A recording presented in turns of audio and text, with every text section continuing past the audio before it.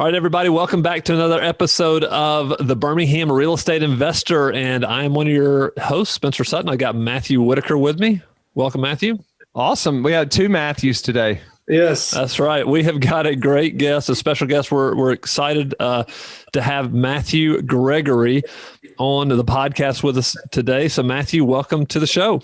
Hey, thank you so much. I'm happy to be here. I'm excited about it.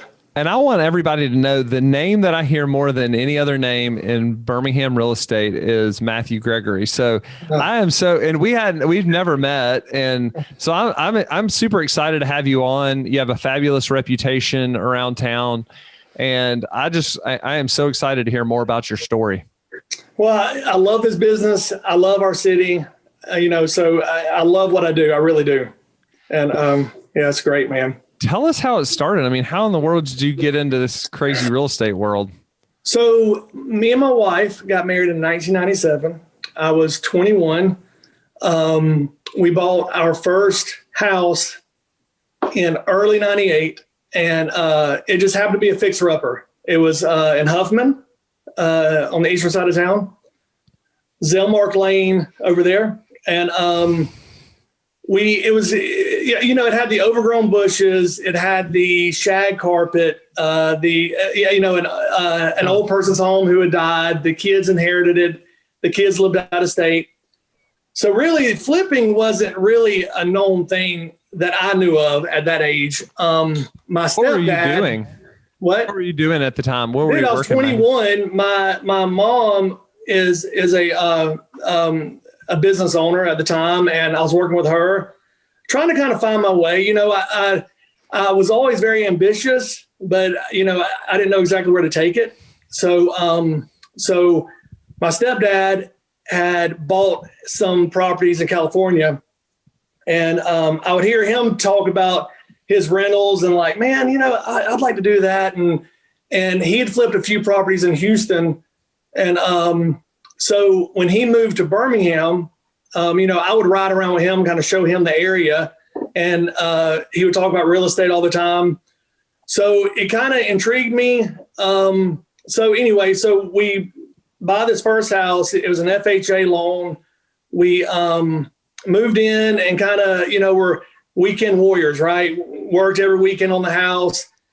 And probably 2 months later, I was at M South Bank and I saw a poster that said, open an equity line. I was like, hey, I could try that. So they came out and appraised my house, and it was like 25 grand in equity. I was like, man, in just a couple of months, 25,000 equity. And we'd probably spent really just maybe a $1,200-1,500, right? And I was like, man, I could really try to do this, with other properties. So my wife and I talked, and we bought another house about 2 or 3 months later in Southside off Highland Avenue. What did you use to buy that? Like the home equity line? Well, yes, partly, yes, and a lot of maxing out credit cards back then, right? Okay, Any way we could, man. That's ambitious. Definitely, what now? I said that's ambitious. Yeah, it was definitely a stretch, but we bought that house, and we actually moved into that house, and we rented our house out. So I turned my house into a rental, and I bought the new house, moved into it, and started rehabbing it. And it was a struggle. I didn't even know anything about remodeling really. Again, I just had some ambition, and I felt like I had maybe I was onto something, right? So then we kind of rehabbed that house over probably 6 months. And then I got access to a bigger equity line. And that house probably, I think we had like 85 grand equity in the house. So, and that's really how it all got started. So I started flipping full time in 2000. That's great. And talk about just kind of the mindset. I mean, as you go from your first deal to your second deal, like some things, talk about just kind of getting started in the whole mindset as you went through this. You spent a lot of evenings sore, right? Because I was doing all the work myself. kind of learning. I didn't even have YouTube back then or Google. So my older brother is a builder, so I would call him and ask him questions. And he was always willing to help me, you know, answer the questions and a lot of trying to repair things and learn how to do things and, you know, redoing things sometimes. Right. And I really didn't know what I was wanting to do other than I wanted to do this over and over and over. And I didn't know how easy it would be to find the houses. I mean, it was really early on. Like, I don't even think that there were ways of searching property on the internet then. You know, you would call a realtor or you would drive by houses and knock on doors. Right. So anyway, I just figured that if I could do it twice, you know, I could probably do it a third time, right? I really kept it kind of simple. And then probably in 2001, I imagine, I think we did probably 6 or 7 properties. And I sold them all by owner. You know, ran ads in the paper every Sunday, and I would have my own open houses, and I would call loan officers and mortgage companies and try to get them to help push my houses to their buyers who were qualified. And that's kind of really how it started. You know, it's funny, when I got started, it was very similar. I used a home equity line of credit. Spencer swindled me and I bought my first house from him. That's right. I still own that house, by the way. It must have been a great house. Tell what a good deal it was. But I was like you. I mean, I was kind of a night and weekend warrior, using a home equity line of credit to buy and just kind of, and you know, one of the things, like, I'm interested, like, what were your early goals? Like, my early goal was just survival. I wanted to do this full time for a living. Right. But how did your goals change over your career? I think probably in my second year, I wanted to do one house a month. And if I could do one house a month and if I could make 20 grand per house, man, I would never ask for anything else. Life would be so good. Right. I mean, at that time, it was hard to even imagine having a life like that. Right. Right. And then once I got to that point pretty quickly, I was like, man, I could do 2 houses a month pretty easily. Right. And you build up confidence. You know, I always maintained great credit. I always was bankable. So, you know, I never went the hard money route. I never went the, thankfully, I didn't have to borrow money from, you know, other investors. Because I was bankable, I built relationships with local bankers, and man, it was off to the races, brother. You know, I was doing 2 houses a month for probably a year or 2, and then just kept amping it up. And then, you know, and in 2008, I was never over leveraged. I was always real careful with borrowing money. We lived like broke people for a long time to save money, right? We tried to build it the right way. Spencer, I don't know why you're nodding and you're acting like, yeah, I did that too. I was That's like, yeah, this is my story right here. You were over leveraged. I was just thinking, Matthew, as you were talking about this, I was like, man, this was in the mid 2000s. You could find money. Like, bankers would give you so much money. You could just make a phone call. Absolutely. Yeah. That's why Spencer had that nice new truck. He would just back up to the bank and they would just dump money in the back of it. Man, we're buying rentals and refinancing. My wife is a great money manager, and she really put a lot of pressure on me not to over leverage ourselves, to be real safe. Because you could borrow 125% of property values then all day long. Yeah. I mean, you know, and I had bankers willing to give me as much money as I wanted, but, you know, I was still kind of young and new in the business. So, you know, I just kind of took it pretty slow in my standards are pretty slow, right? Sure. And then, you know, probably, I think before 2008 hit, I think I was probably doing, you know, maybe 40 houses a year. And then 2008 hit, And I recognized we had problems really fast. I felt it. I saw it because I was in the marketplace, right? And I still had buyers wanting to buy, but the lending just dried up overnight. Right. So the first thing I did, man, is I called a few of my bankers and I said, hey, I want to refi what I'm holding right now and get some money out, and I'm going to turn these into rental properties.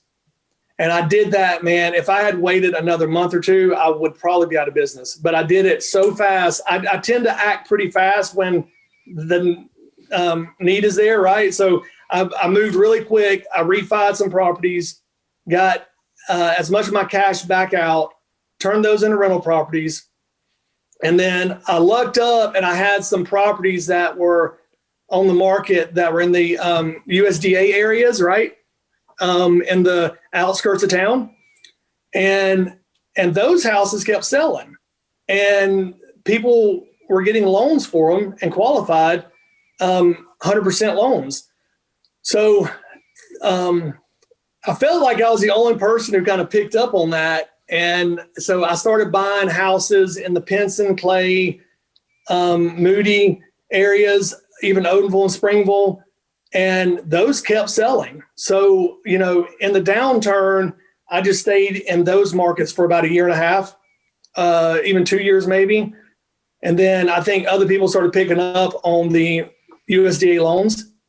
So about that time is when I kind of started venturing back out into Birmingham, and money started getting easier to borrow for buyers. And then, I started amping it up again. So you went pre-recession from about 40 annually? I think 40 is probably the highest number I got to. And I'll be honest with you, I should know these numbers better. I try not to focus on the past too much, right? Yeah. I'm always looking ahead. But probably 40 was probably in 07 was my biggest year. And it was probably 40 houses, maybe,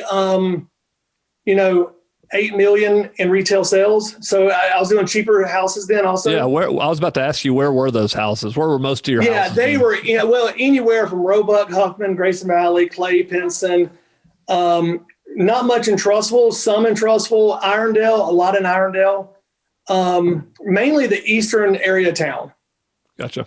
Yeah. So you went from 40 during the recession. How many homes did you maintain that 40 pace, or did you go down some? No. It probably dropped to 10 or 15 in 09, I guess, 08, 09. And then everything started picking back up slowly, right? Yep. And so I bought my first Homewood house. Man, I wish I had all these dates better, and I'm so sorry I don't. But probably 2010, I bought one in West Homewood, and it turned pretty quick. And then I started buying some houses in Edgewood and Vestavia, Mountain Brook, places like that. And I started building back relationships with banks because that kind of dried up a little bit, right? And then, here we are, it's wide open now. And for our listeners who are hearing this, like as he's talking about the eastern part of town, he's talking his initial, where he was buying houses. We're talking C class, maybe some B class areas, some B minus areas. Yeah, exactly. But then in 2010, when he mentions Homewood, we're talking A class properties. Yeah. Right. He starts moving into A. And I remember, Bruce Glenn actually told me the story about that first Homewood house. It was kind of a big step for you to buy a Homewood house. Yeah. Yeah. It was an empty house. It had been empty for like 10 years in rough shape. And I was kind of scared about it. I was intimidated. Right. And I'd never done a project that big other than our second house off Holland Avenue. It was an old historic home, so it was a big project. But this was definitely the biggest project I had done as a flip, and it went great. I had my own crews. I'm a licensed builder, so I try to do as much in house as I can. I do sub out. Even then, I subbed out electrical, plumbing, heating and air, and roofs. But other than that, we try to do everything else in-house. So give the listeners an idea of scale. Like, 40 was kind of what you hit pre-recession. Okay. So it was 40 houses that were ranging in between 100 and 200 grand. Right. Which was probably about 8 million in retail sales. And 2020, I did 29 million in retail sales. So probably about 90 houses. So it'll give you kind of an idea of now I'm doing several, I probably did 2 or 3 houses last year that were million plus, and a lot of 400 or 500 grand houses. Where are these houses? Vestavia, Homewood, Mountain Brook, Hoover, Evernest, up and down 280, even Pelham, really just all over town. Yeah. But I still do a lot of the eastern area houses also, the $150,000, $250,000 houses,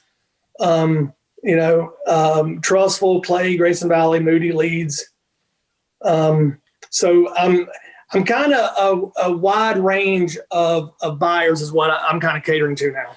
Well, what's interesting is, and we often give this advice on the show, is you started out in a niche, and then as you mastered it, and of course the recession and all that, but as you mastered it, you started moving in and adding more different types of business, right? So I would never suggest somebody go look over all of Birmingham and find a house to flip.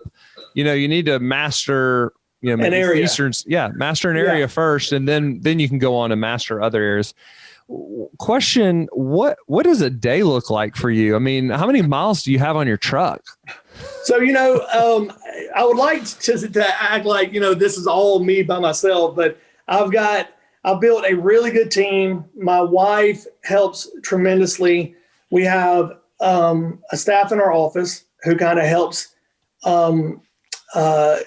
keep up with everything, right? And then I've got 3 project managers who go from house to house to house every day, checking on the guys, meeting vendors, meeting subs. And yeah, I'm still out in it. I'm crazy enough to really enjoy this. I love the hustle and bustle. I still do, I pick out the granite and the light fixtures and the paint colors. And I really enjoy those things. My wife helps a lot with that also. Once you have, one crew who does, 50 to 75 houses, and they know exactly what I want and how I want it done, they it gets easier, right? So, do you change those up? Like, do you change the paint colors per house, or do you have kind of like a standard package that you do? Yeah. We kind of have a standard package based kind of on the price range, right? But on the more expensive houses, it is definitely more custom. But a lot of exterior white painted brick, and I'm kind of burned out on that, honestly. But it keeps selling and people want it. But there's a lot of shades of white, so they might look very similar, but a truth is they're all kind of different. Well, Matthew, go ahead. Well, I was just going to say, Matthew, 90 houses is a lot in 2020. Especially as tight as our market is. We were talking before the show.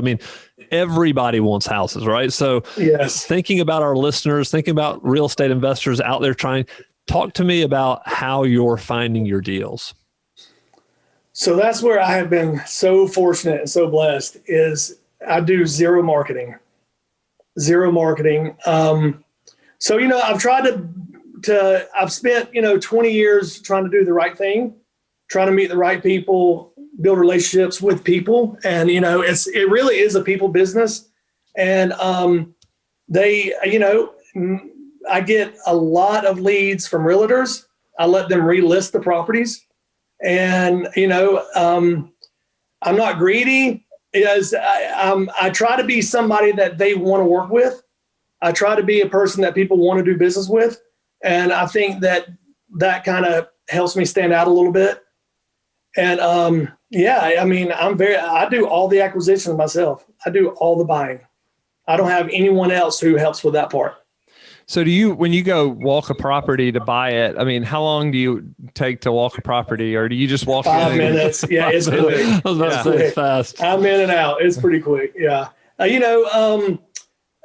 I ever missed things on a walkthrough? Absolutely. But I've learned to what I want to look for. Yeah. That's that I know might be a big ticket item. What you foundation. Can't miss. Yeah. What now? Yeah. What you can't miss. Like what are the Which items that I absolutely can't miss? Yeah. It's very unfortunate. Yeah. But so foundation, waterproofing issues, aluminum wiring is always a problem. But a lot of times if a house is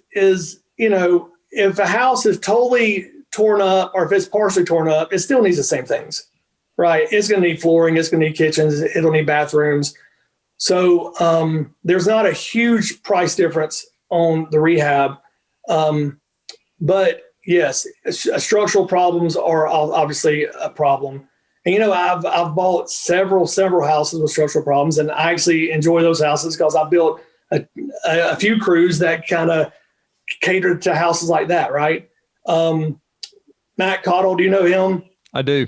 Yeah, he does all my structural work. He's a great friend, good guy. His dad did some work for me back when I first got started, and then I met Garland and I guess his uncle was Neil, but okay, I don't know Neil, but yeah. Okay.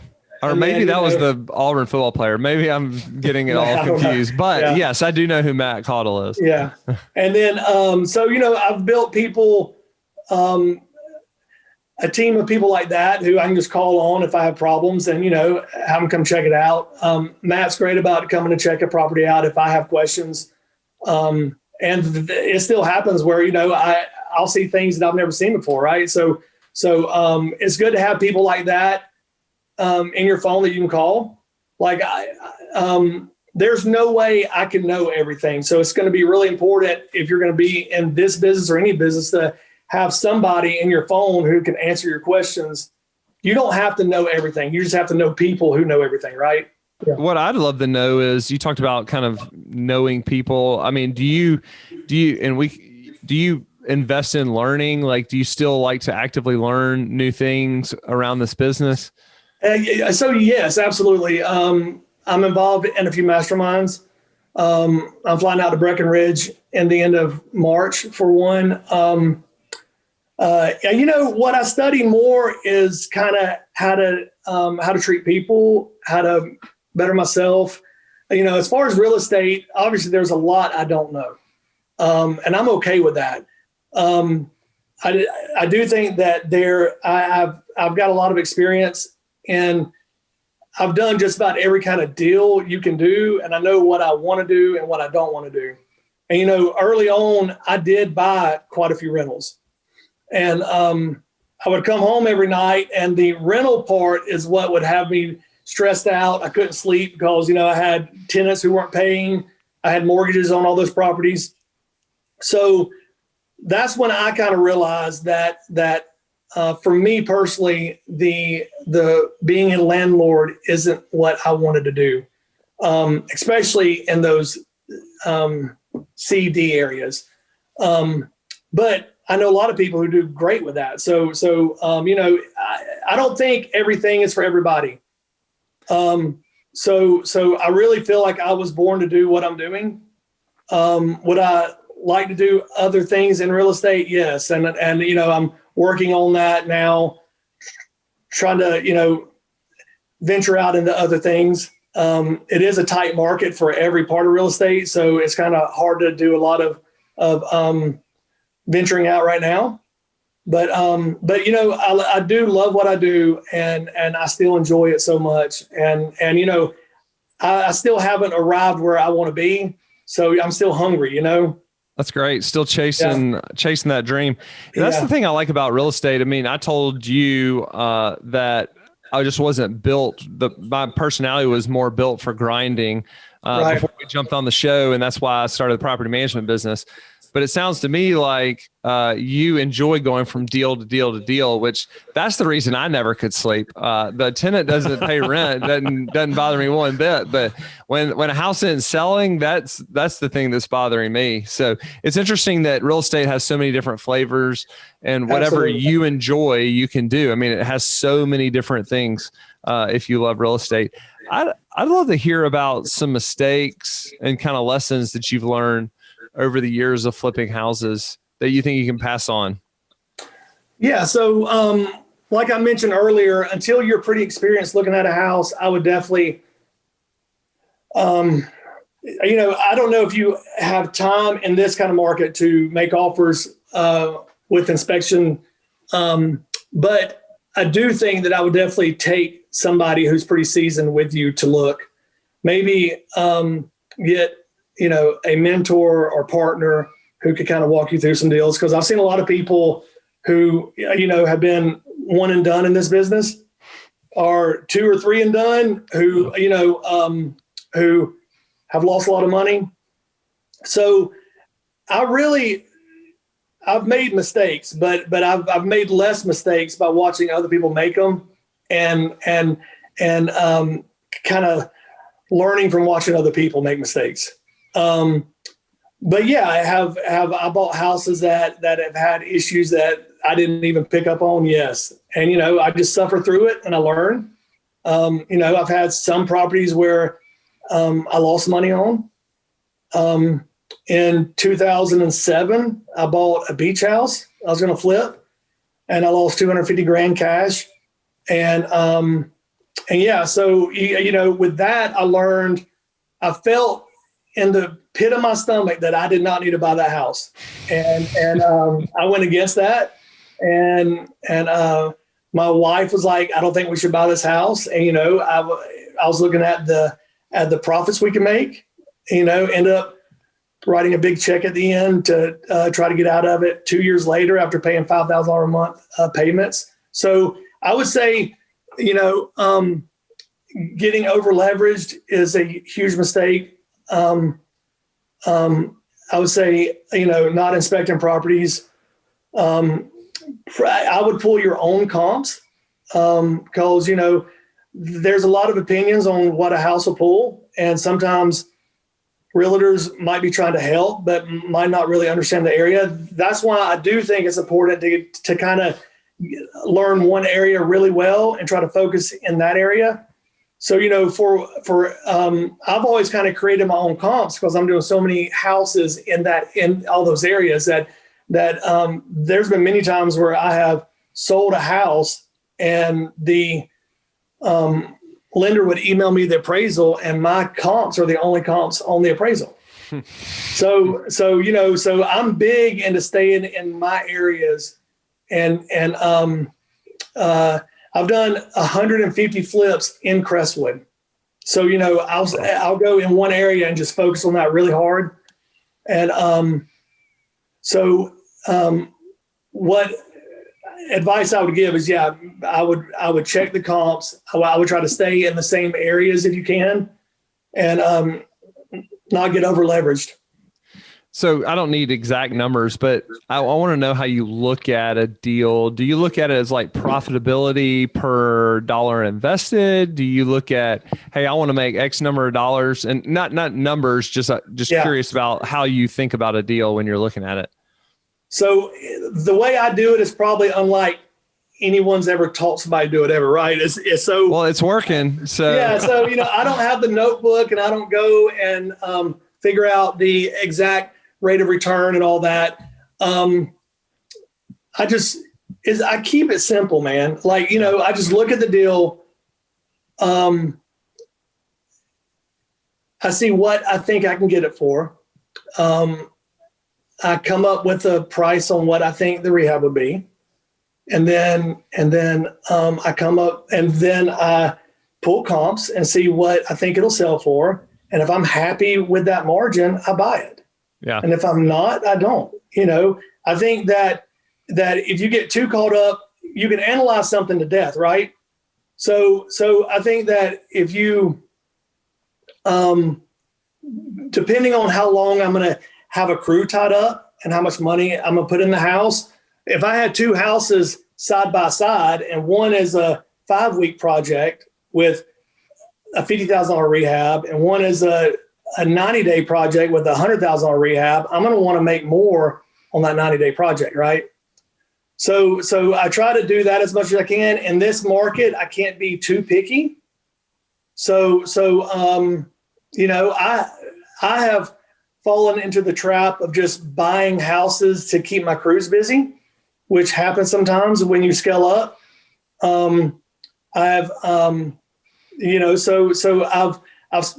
We've worked very hard on deals and have made very little money sometimes, and that's heartbreaking. So in 2020, my goal was to not get caught up in the numbers. I wanted to get caught up in the profits, like really try to do profitable deals that made sense. And so I did fewer houses in 2020, but made more money. So that definitely is the best way of doing it if you can.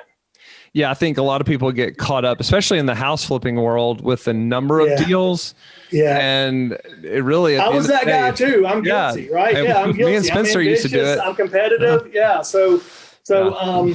But you know, you learn, and I learned that might not be the best way of doing it. That's not the indicator of success. Doing deals, it's about making how much money you make at the end of them. Yes, and working less. I mean, you know, doing more deals, you work more. Out yet, man. Figure that part out. How do you look at comps in a market like today, where it feels like everything's still kind of changing? But yeah, going up. Yeah. I mean, are you like, hey, I've got to set this comp at, or do you say, I know I can sell it for this and I might be lucky to get this?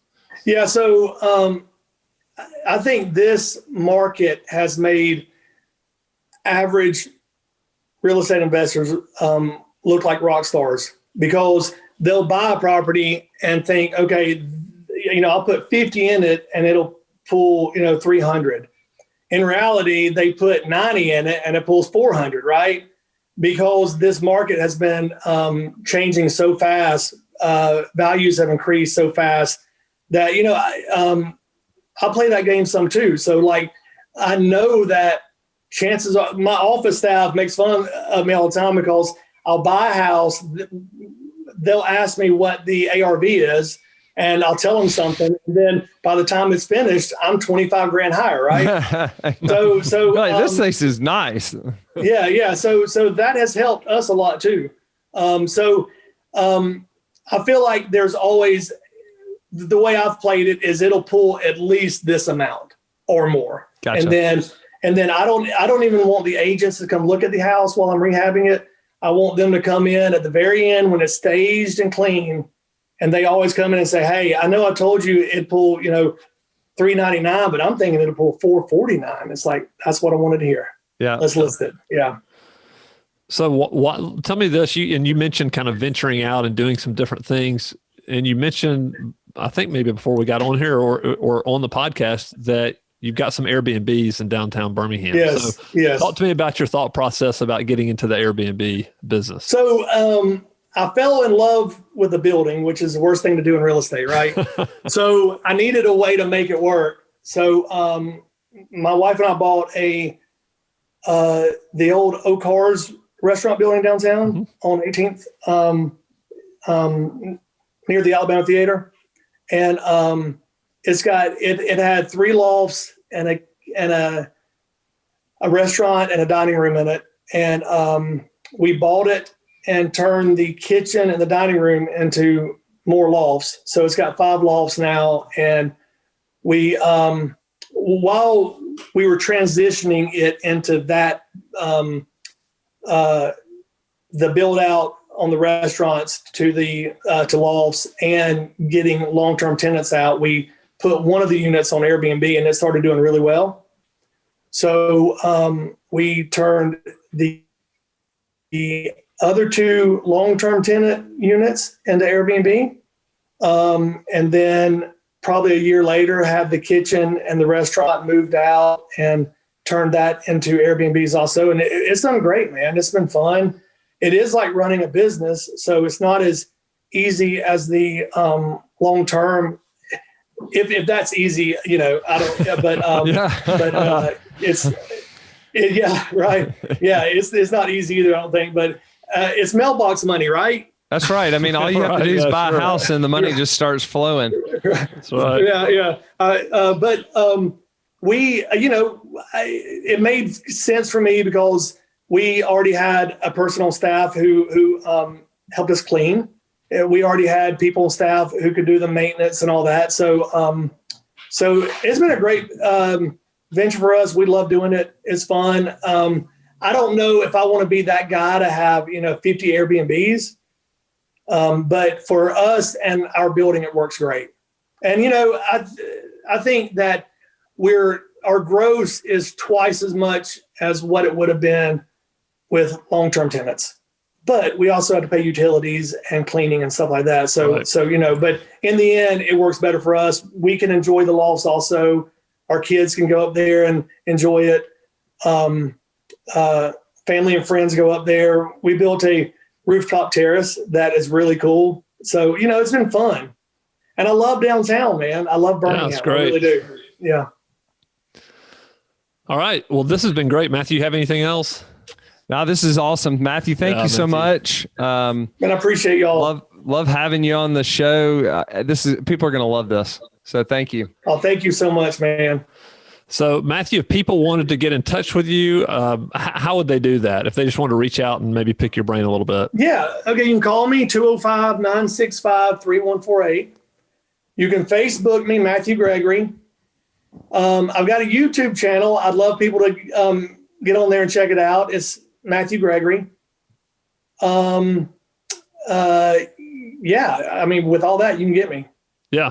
And definitely make sure you check out the YouTube channel. He has put out some great content, some quality content on these flips. It's been fun, man. Yeah. It's great. I've enjoyed watching it. Yeah. All right, everybody. So if you haven't subscribed, go ahead and do it. Leave us a review on iTunes and then share this episode with your friends. I mean, you know, this is the people that we're interviewing. Matthew, definitely, this has been a great episode. They're just giving tons of great advice. So we'll be back next week with another episode of the Birmingham Real Estate Investor.